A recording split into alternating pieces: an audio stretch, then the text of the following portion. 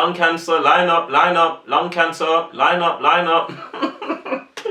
So And they we won't bought dwell that. on them, but back in the mid-1900s, companies were getting doctors' approval to sell cigarettes. King spiller, bitch, king dripper, king killer, king guts. What's up, it's your boy Main King, back in with another video. If you're new to the channel, like, comment and subscribe, join the family, join the crew. We drop videos like this every single day.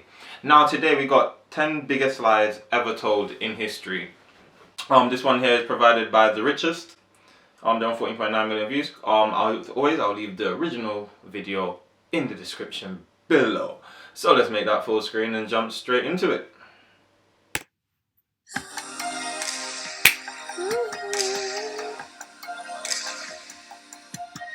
We all know you shouldn't trust everything you see on the internet, but as it turns out, we shouldn't believe everything that we're taught in school either. What? Our textbooks are... Okay. Realistically, I thought he was just gonna go off the first don't believe everything you see on the internet, but everything I learned in school. overflowing with exaggeration, misinformation, and sometimes downright lies. Can the Great Wall of China really be seen from space? Is it true that genius Albert Einstein actually failed math class in high school? What other nonsense have we been spoon-fed? Let's dive in and find out. All right, ladies and gents, let's kick off this countdown of lies. When you think of world wonders, what comes to mind first? Machu Picchu, the pyramids, or the Great Wall of China? For us, it's the latter, and for good reason. Because what other world wonder is visible from space? Exactly. But here's the thing. The so-called Great Wall isn't even that great. The truth is that it simply cannot be seen from outside of our atmosphere. Even from the moon, which in the grand scheme of the universe is relatively close, it's still invisible. According to NASA, the unaided eye cannot see the wall from a low Earth orbit, despite it being 13,170 miles long. Oh, but it's long because it's not tall. While it is a masterpiece of ancient engineering, it is not as big as you think. In terms of width, it's only 20 feet at the bottom and 16 feet at the top. This myth first started circulating in the mid-1700s. However, that's way before we made it up onto the moon or started putting satellites into space. While over 10 million people visit the winding Great Wall of China every year, unfortunately, it's not thick enough to be seen from the stars. Myth busted. The Great Wall. The thing is, wait, it's not, like, ain't that meant to be, like, a wall that's meant to be protecting people, right? It's not that big. It's like up to here. It's not that big. It's not that it's not that tall. Like I expected more. And like I don't. Is it bad that I don't care about these things? Like if I went to China, one of my major things wouldn't be to go see the Great Wall of China. Like I'll be there for 5 seconds and just get bored. Like Or took a history class at school in the USA, we're pretty sure that you've heard of a certain George Washington. No, not George Washington Carver, the man who invented peanut butter, but George Washington, the founding father who served as first president of the United States from 1789 to 1797. We've always been told of this famous tale about him and his dad in a cherry tree, and we've come to accept it wrongly as fact. If you need a quick refresher, here's the story in rapid time. Little 6-year-old George Washington was given a hatchet from Dad for his birthday. George used it to cut down his dad's favorite cherry tree. Dad was mad and confronted George, who instead of denying it said the famous words, quote, "I cannot tell a lie." Here's the thing though, "I cannot tell a lie" was a lie. Even though Washington was already a great dude, a biographer named Mason Locke Weems exaggerated his notable characteristics even further. Weems simply made up the tale to highlight Washington's honesty and his good nature. So when that was made up, my man just went with it, or did this happen after he died? Because if you're just going with the lie, it's a bit mad, you know. If we hadn't quite quenched your thirst for mind-blowing revelations about world wonders, then fret not, because we've got an absolute doozy about the pyramids coming right up here. If we asked you to tell us who built the pyramids, what would your response be? The Egyptians. The ancient Egyptians, right? The wealthy put slaves to work, dragging incredibly heavy stones up slopes until finally they created an unforgettable landmark. Yeah. Well, that's not quite true either. Sorry to burst your bubble, pharaohs, but the majority of the manpower was in fact not the slaves. That's what the 19th century scientists thought, but in reality, it was the entire healthy population of ancient Egypt over a span of 85 years between 2589 and 2504 BCE that put blood, sweat, and tears into their... The entire population... these pharaohs were mad men. Man said the entire population of your country had to build your resting place that just got raided by all these foreigners anyways, thousands of years later? You ain't there no more. You ain't even resting there no more. You got raided. You're in the London Museum, the Paris Museum, the German Museum. You're somewhere. It's not there. So like, whilst everyone was building this, who was farming? Like, cause back then you can't go Tesco. So who's farming in that? For those who weren't physically hauling the stone, they were preparing food for the builders, housing them, acting as security, and some even headed out on long journeys in search of stone and metal. After all of that cumulative work, it paid off. The pyramids are the only wonder of the ancient world that still stands today. If you're curious, it's these ones that are long gone.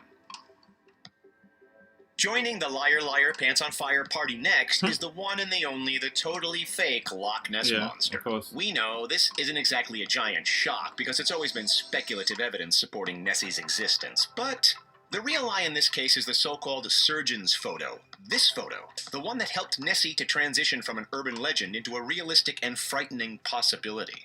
This is the Loch Ness located in Scotland, and the stories of a mysterious creature swimming around in its waters actually go back to the 6th century CE. But how can...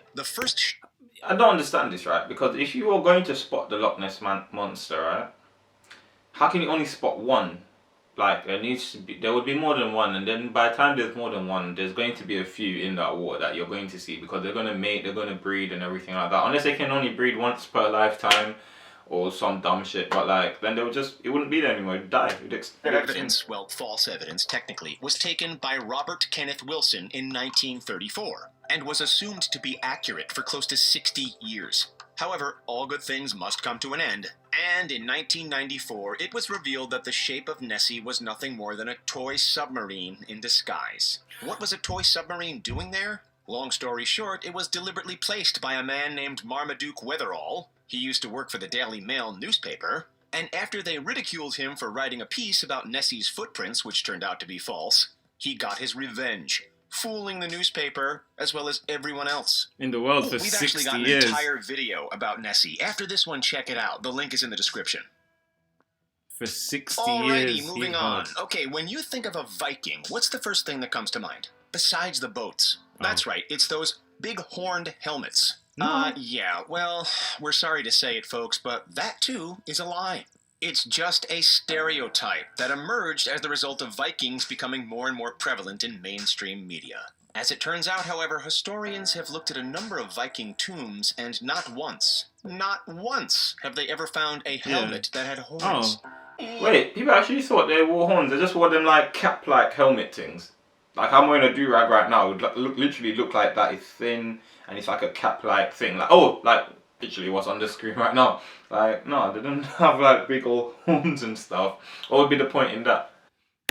Scandinavians probably did sport some sort of headgear when they marched into battle, but there is no reason to believe that it was bedazzled with horns. In fact, that'd actually make it easier for the enemy to grab and remove. Yeah, exactly. So where did the idea come from? The popular image of the Viking we know today actually dates back to the 1800s. It was then that Scandinavian artists like Gustav Malmström drew the horned headgear in their portrayals of the Viking people. And then, well, it just stuck.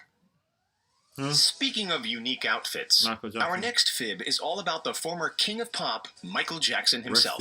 No matter how you feel about him as a person and all the controversy surrounding him, it's impossible to deny that he had a monumental impact on the music industry.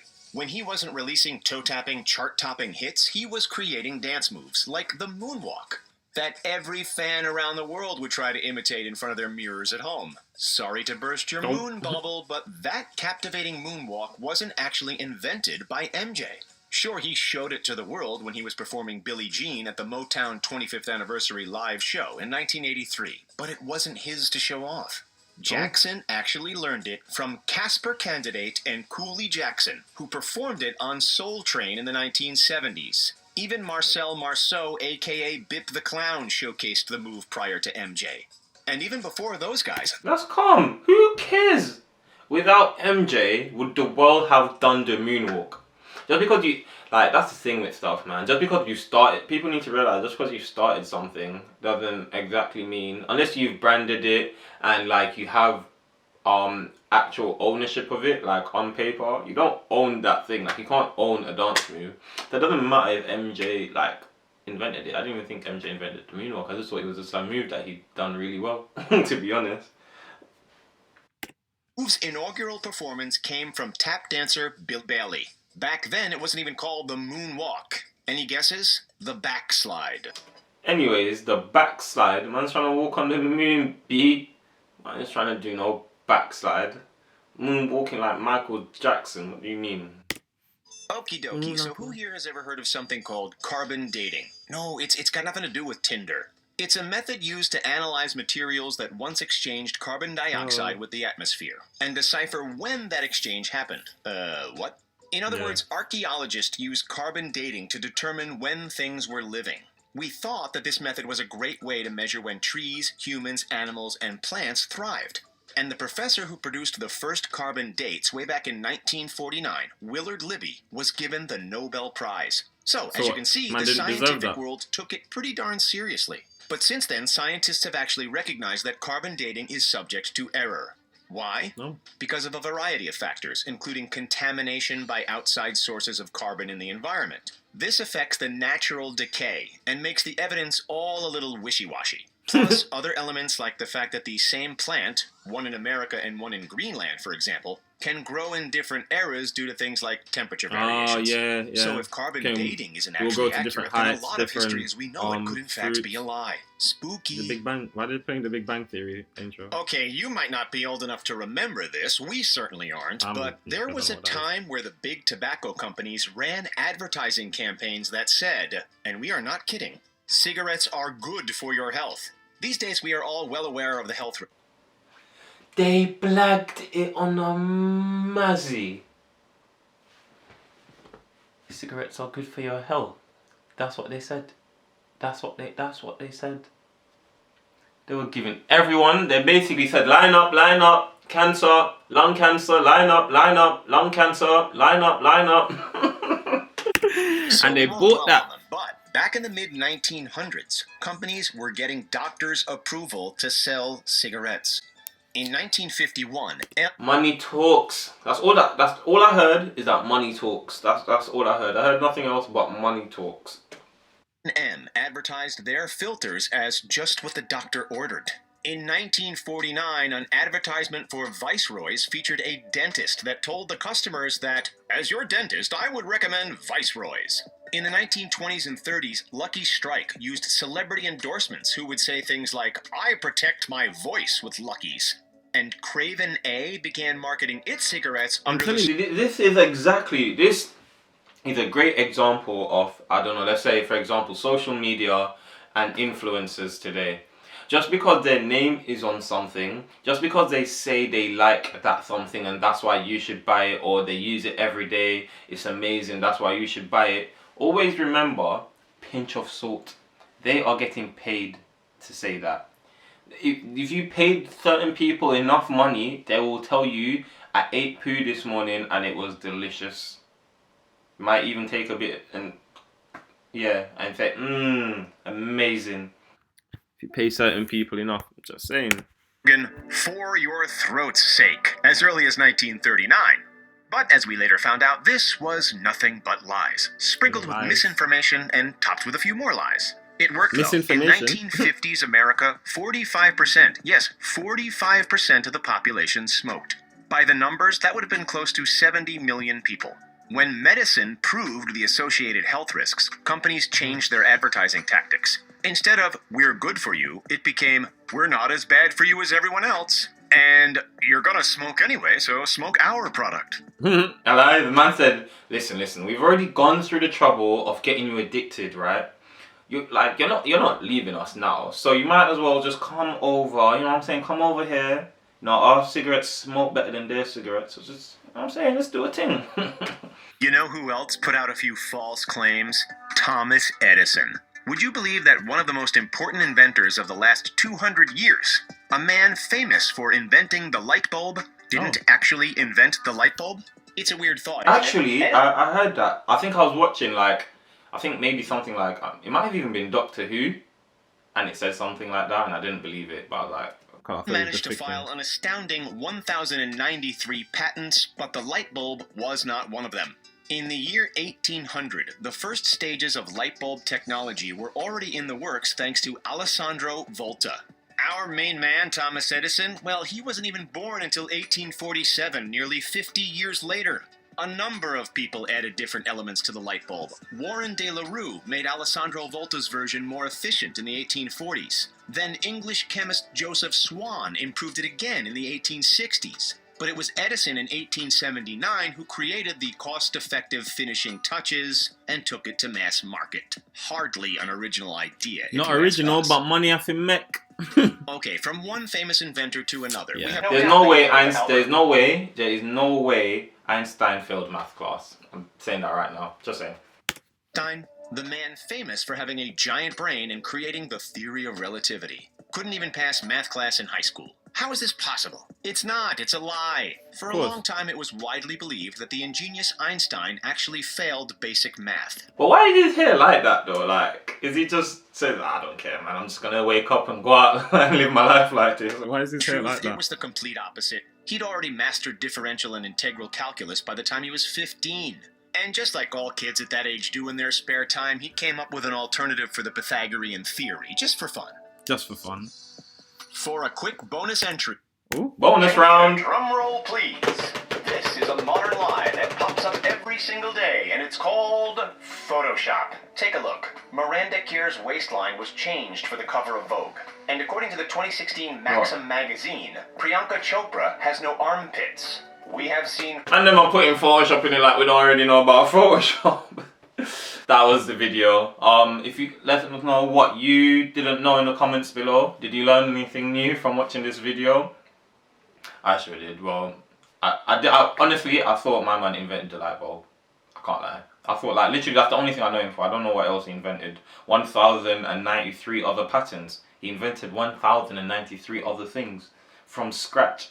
And he didn't invent the only thing I know him for. That's a mad thing still. But that will do it for this week's video. Not this week's video. That will do it for today's video. If you liked the video, leave a comment. Let me know what you liked about it. What you want to see me react to next. Like the video. That helps out massively. And we'll be back tomorrow with more videos. See you then, guys. When a pussy like a loose nail. Harriet tell me